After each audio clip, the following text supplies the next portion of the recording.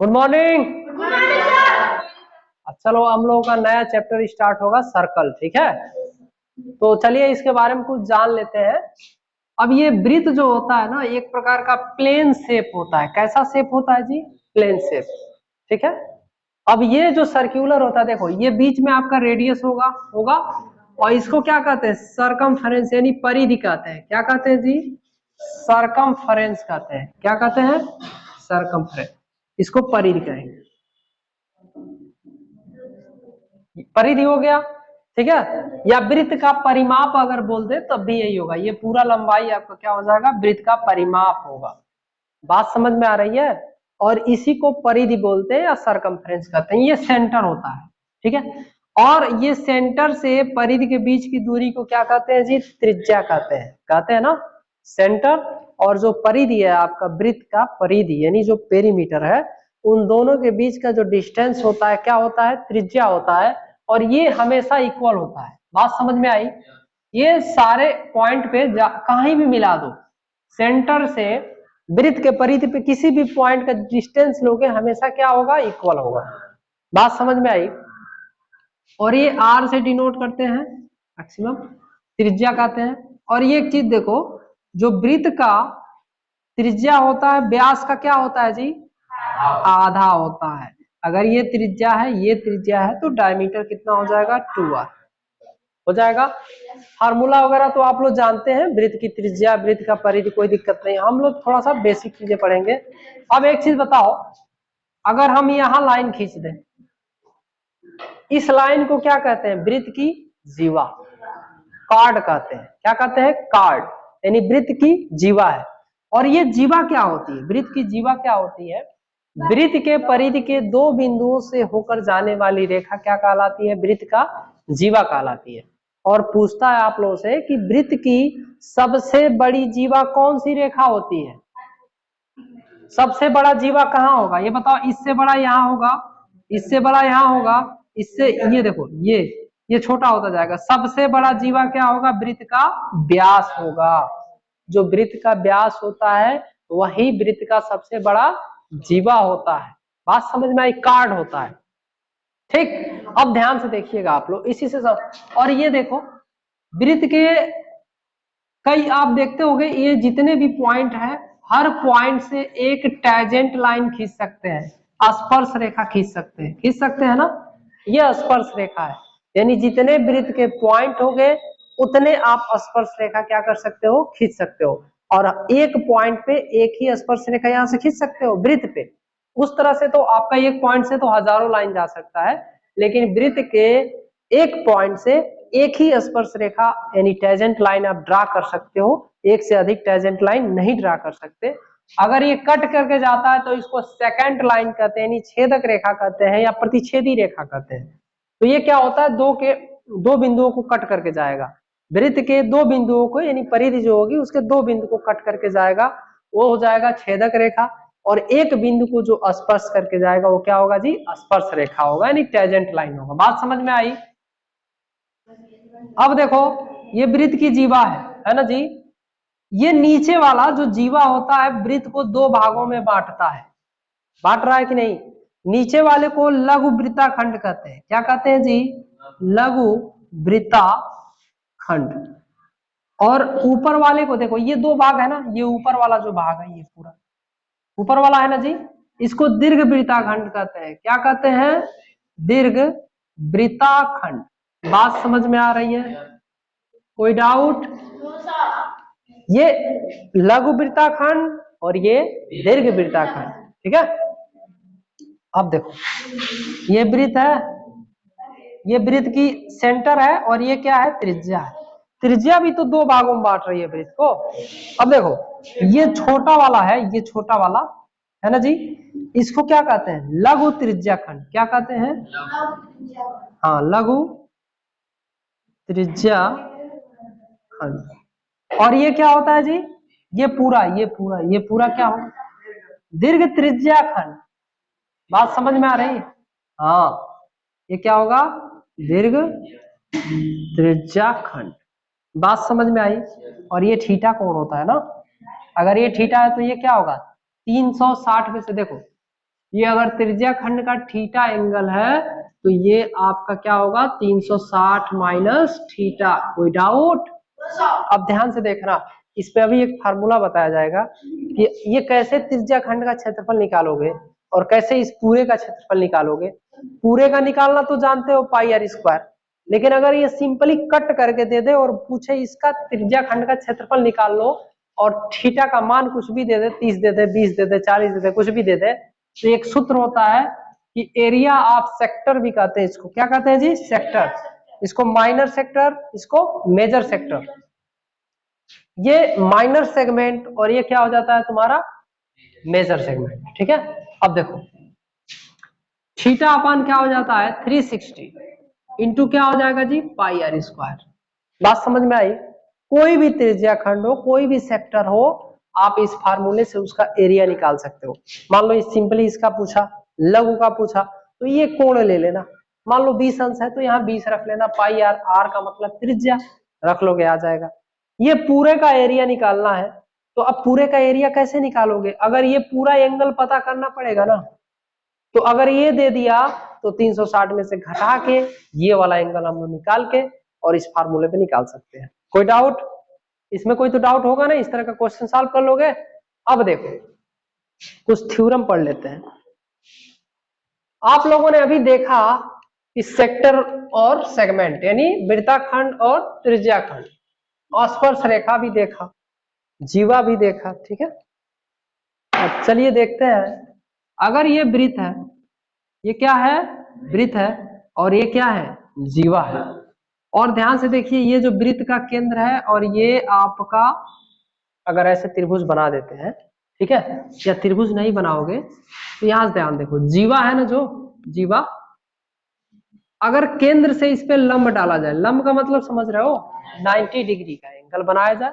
केंद्र से जीवा पे अगर 90 डिग्री का एंगल बनाते हैं तो ये जो जीवा है क्या होता है, दो बराबर भागों में बट जाता है, यानी ये वाला साइड इसके इक्वल होगा। बात समझ में आई?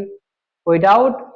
जस्ट इसका अपोजिट एक होता है कि अगर कोई वृत्त का क्या है जी जीवा है और ये केंद्र है, और जीवा के मध्य बिंदु से अगर लाइन ड्रा करें तो ये कहां से होकर जाएगा, वृत्त के केंद्र से होकर जाएगा। याद हो गया? दोनों याद कर लेना, दोनों आप लोगों के दिमाग में होनी चाहिए कि अगर हम वृत्त के केंद्र से जीवा पर लंब डालें तो जीवा को दो वृत्त के केंद्र से। तो आप लोग ये देखिए, तो ये समझ गए ना। अब देखो एक चीज, ये वृत्त है ना वृत्त, और वृत्त के अंदर के किसी भी पॉइंट को ले लो, इसको क्या कहते हैं जी अभ्यंतर कहते हैं। क्या कहते हैं? हाँ, अभ्यंतर कहते हैं। और बाहर वाले पॉइंट को क्या कहेंगे, बहिर्भाग कहेंगे। क्या कहेंगे? बहिर्भाग। बात समझ में आई? अगर हम ये वृत्त ले लेते हैं और चाप की बात करें, आर्क की बात करें, तो अगर मान लो ये पी क्यू पी ले लेते हैं और ये क्या ले लेते हैं जी क्यू ले लेते हैं, तो अगर यहां से यहां की बात करेंगे तो इसको क्या कहेंगे, लघु चाप। क्या कहेंगे? लघु चाप, यानी छोटा चाप है ना।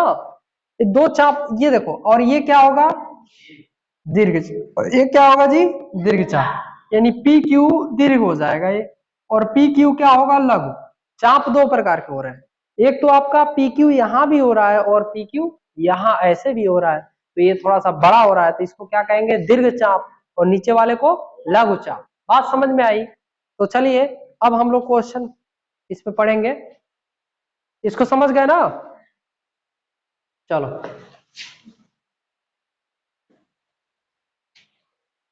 देखिए, एक्सरसाइज पहला क्या कहा है,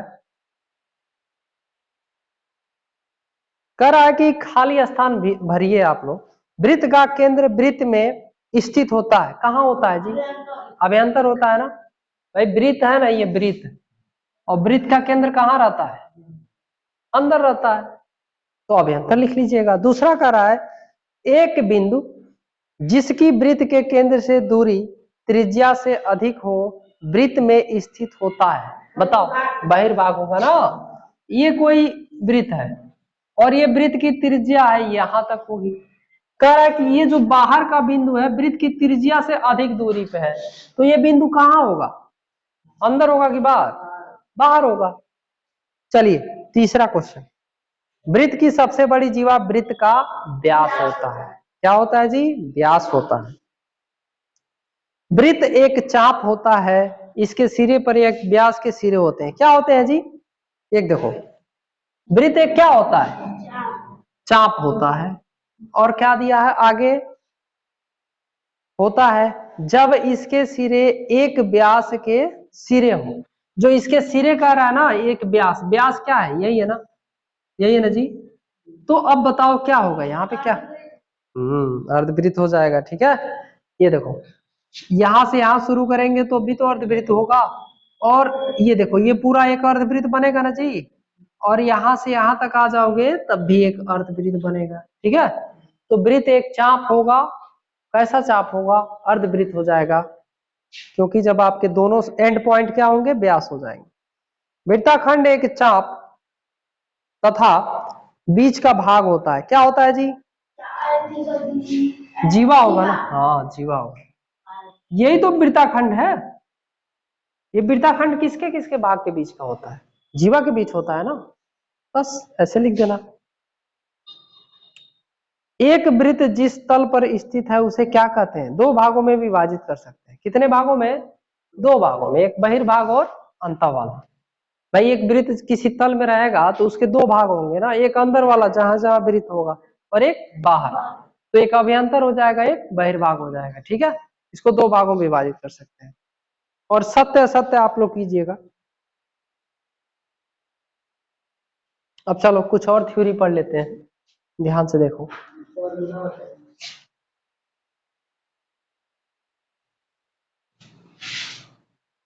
कुछ थ्योरी और है, इसको अच्छे से देख लीजिए, उसके बाद से क्वेश्चन करेंगे। ध्यान से देखना, अगर कोई वृत्त है ना जी, ये कोई वृत्त है ना, और ये आपका मान लीजिए क्या है, जीवा है, और ये केंद्र है। तो अगर जीवा से केंद्र पे अगर कोण बनाए, मान लो थीटा है, फिर इसी जीवा से परिधि पर अगर कोण बनाए तो कितना होगा, बताओगे, 360 का आधा नहीं। अगर मान लीजिए हमने परिधि पर कोण ऐसे बना दिया, ऐसे बना दिया, बात समझ में आ रही है, ये चाप सेम है, चाप सेम है, देखो ये वाला चाप है ना, इसी से दोनों कोण बन रहा है, यानी जीवा सेम जीवा से ही दोनों कोण बन रहा है कि नहीं। तो इन दोनों में संबंध क्या होता है, अगर ये थीटा है तो ये थीटा अपान 2 हो जाएगा। बात समझ में आ रही है, केंद्र पे जो कोण बनता है उसका आधा परिधि पे बनता है, सेम आर्क हो तो और सेम जीवा हो तो। बात समझ में आई, नहीं समझ में आई, ध्यान से देखो एक और डायग्राम। अगर मान लो ये जीवा है ना, और केंद्र पे कोण हमने बना दिया, कुछ भी हो सकता है, कुछ भी हो सकता है भाई, 30 हो सकता है, 20 हो सकता है, 5 हो सकता है, 100 हो सकता है, 120 हो सकता है, कोई भी एंगल हो सकती है। अगर सेम जीवा से अगर हम परिधि पे कोण बनाए, बन गया ना जी, सेम पॉइंट से जा रहा है, अगर ए यहाँ है और बी, ये ओ मान लीजिए और ये सी, ए बी तो दोनों में कॉमन है ना जी, जीवा दोनों में कॉमन है, लेकिन ये जो एंगल होगा थीटा अपान 2 होगा। बात समझ में आई, अगर ये 20 है तो ये 10 होगा, ये 100 है तो ये 50 होगा, अगर ये 50 है तो ये 100 होगा। इन दोनों के बीच दूना का रिलेशन चलता है। अगर आपका केंद्र पे रहेगा कुछ भी, उसका आधा हो जाएगा उस पे परिधि पे, और परिधि का दूना केंद्र पे। बात समझ में आई। हाँ, और देखो ये अगर ऐसे एंगल एक और ड्रा कर दें ऐसे, तो ये भी क्या होगा, इसके बराबर होगा, ये भी क्या होगा जी, थीटा अपान 2 हो जाएगा। अगर ऐसे ड्रा कर दे, मान लो ऐसे ड्रा कर दे, ऐसे ड्रा कर दे, तो ये कितना होगा, थीटा अपान 2। यानी समान आर्क से, यानी सेम आर्क से, यानी समान चाप से जो परिधि पर जो कोण बनता है वो आपस में क्या होते हैं, बराबर होते हैं, और केंद्र का क्या होते हैं, आधा होते हैं, केंद्र से आधा होंगे। और जो चाप जितने बनेंगे, देखो यहां अगर बना दिया ऐसे, ऐसे बना दिया ना, ये भी क्या होगा, थीटा अपान 2 होगा, इसके बराबर होगा। अगर मान लो यहां बना दिया थीटा अपान 2, यहां बना दिया, ये भी क्या होगा, थीटा अपान 2। बात समझ में आई। अगर आर्क सेम है चाप बराबर है तो जो कोण होगा, सारे कोण परिधि पे जो बने कोण क्या होंगे आपस में, क्या होंगे, बराबर। बात समझ में आई? इस तरह का क्वेश्चन कर लोगे। अब देखो ध्यान से, अब चलिए एक चीज और बताइए। अगर मान लीजिए ये वृत्त का वृत्त है ना जी, और क्या है, मान लीजिए आपने एक ऐसे कोण बनाया बनाया और एक स्पर्श रेखा ऐसे खींच दिया, खींचा ना जी, खींच दिया, और आपने एक यहां से मान लो कोण बना लिया, ठीक है, ऐसे कोण बना दिया, या सिंपली आप ऐसे बना दो, बना दिया। अब एक चीज बताओ कि ये जो कोण है किसके बराबर होगा, बोलोगे? अरे कुछ भी नाम दे दो, ये मान लो थीटा है, ठीक है, और ये जो एकांतर कोण के अनुसार ये दोनों आपस में क्या होते हैं, बराबर होते हैं। अल्टरनेट एंगल के हिसाब से दोनों क्या हो जाएंगे, आपस में इक्वल हो जाएंगे। बात समझ में आ रही है?